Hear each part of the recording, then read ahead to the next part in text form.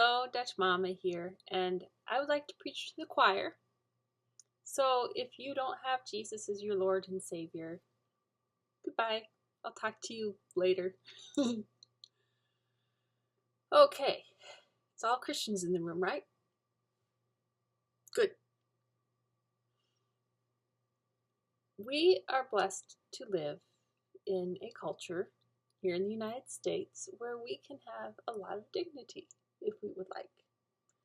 I don't think I have ever seen my parents bow to anyone else, unless it was like a how do you do kind of silly bow.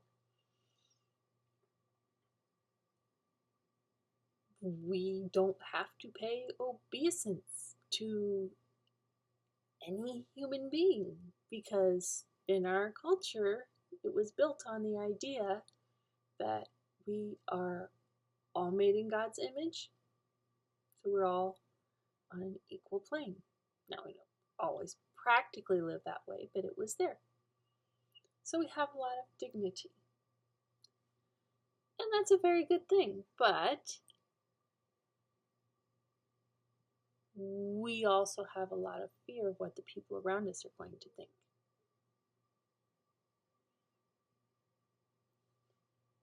When God really wanted to deliver a message and have people really understand it, a lot of times he would have his prophets do something that we would consider embarrassing.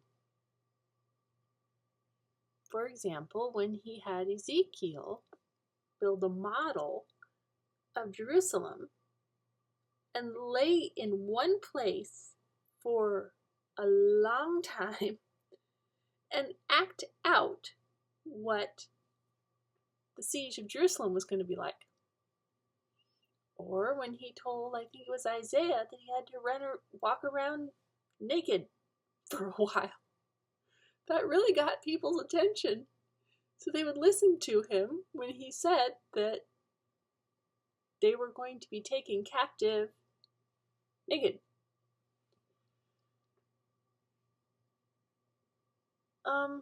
Also consider the man who, when Jesus healed him, he put mud on the guy's eyes and had him walk across town to wash his face off.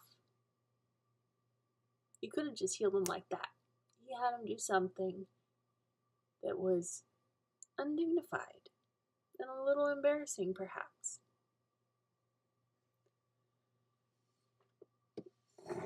When you tell someone the gospel, it's going to cost you something.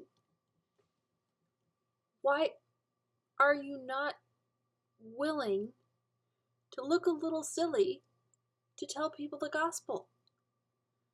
We're not supposed to be underneath a bushel basket. Those of us who feel like we're stuck under one are trying to poke holes through so we can out through the holes to tell people about Jesus.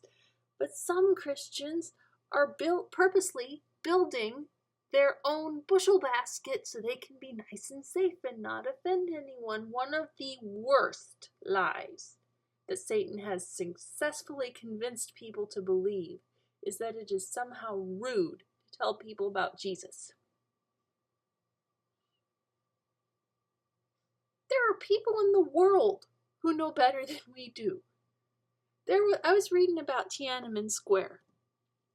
There was a guy who, when he saw that the protesters were getting run over with tanks, he ran from his apartment towards the mess so he could scoop people up on his back and run them the half mile to the hospital. Then he'd run back to the thing and get the next person who was probably going to die, but he had to at least try.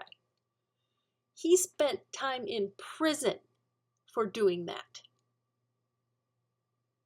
He was unhireable after that. His family was harassed after that, and he was willing to pay that price to do what was right, and he probably did not know Jesus. We know Jesus. We know how much he paid for us. And we don't want to tell people about Jesus because it might compromise our invitation to the future wedding or our promotion at work or our YouTube channel. I saw a thing on the Hindenburg one time. When the Hindenburg was aflame, it was really a big deal because they actually had like video cameras and photography and stuff to document this, which they hadn't had with previous disasters.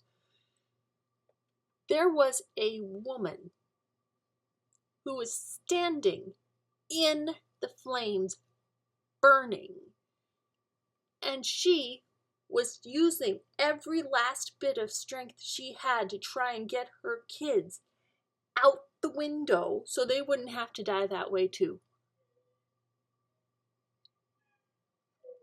And we don't want to say anything to these people who are clearly on their way to hell because we might be rude.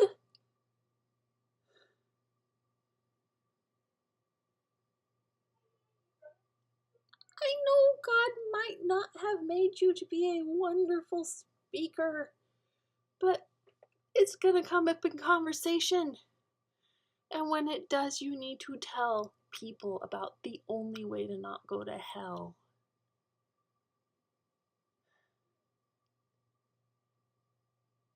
And if you don't, you will be held accountable for it someday. I don't want you to have that embarrassment before God's throne.